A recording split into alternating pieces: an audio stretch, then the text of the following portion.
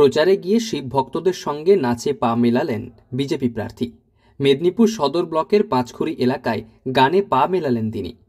লোকসভা নির্বাচনের দিন ঘোষণার পর সব জায়গায় প্রচারে নেমেছে রাজনৈতিক দলগুলি। বিভিন্ন প্রান্তিক এলাকায় পৌঁছে সাধারণ মানুষের সঙ্গে ধর্মীয় আচার পালন এবং জনসংযোগে প্রার্থীরা। আন্দামান থেকে প্রচার শেষ করে ফিরে এসে নিজের লোকসভা কেন্দ্রের খড়গপুরে প্রচার করলেন বিজেপি প্রার্থী অগ্নিমিত্রা পাল। শুক্রবার খড়গপুর শহরে প্রচার সারেন অগ্নিমিত্রা। পাশাপাশি এক কর্মীর বাইকে বসে খড়গপুর শহরে ঘোরেন তিনি। বিদায়ী সাংসদ দিলীপ ঘোষের স্টাইলেই প্রচার শুরু করেছেন অগ্নিমিত্রা পাল।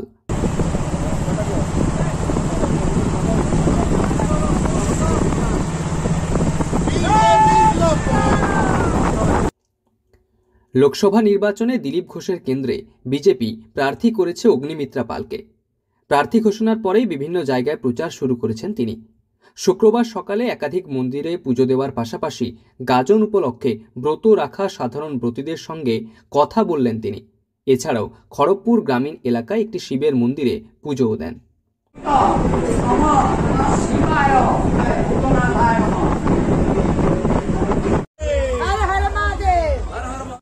সকাল থেকে খড়গপুর শহরের 10 নম্বর ওয়ার্ডের মালঞ্চ এলাকায় একটি মন্দিরে পুজো দিয়ে ভক্তদের সঙ্গে কথা বলার পাশাপাশি জনসংযোগ সারেন। শুধু তাই নয়, ওয়ার্ডের বিভিন্ন অলিতে গলিতে ঘুরে সাধারণ মানুষের কাছে ভোট প্রার্থনা করেন তিনি।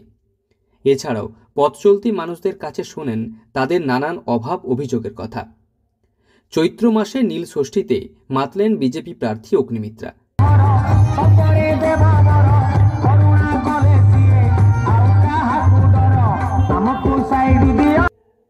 উল্লেখ্য, শুক্রবার ছিল নীলষষ্ঠী। রাজ্য জুড়ে এই নীলষষ্ঠী উপলক্ষে মাতোয়ারা শিব ভক্তরা। লোকসভা নির্বাচনে প্রচারে গিয়ে নীলষষ্ঠীতে মেতে উঠলেন অগ্নিমিত্রা পাল।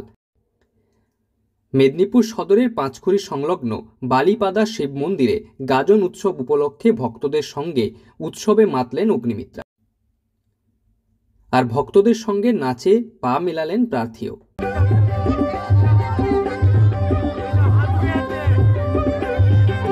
এছাড়াও তিনি এক কর্মীর বাইকে বসে খড়গপুর শহরে ঘোরেন।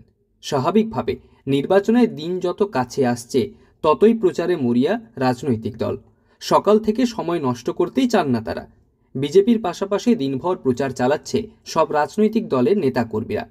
তবে শেষ হাসি কে হাসে তা সময় বলবে। পশ্চিম মেদিনীপুর থেকে রঞ্জন চন্দ্রের রিপোর্ট, লোকাল 18 বাংলা।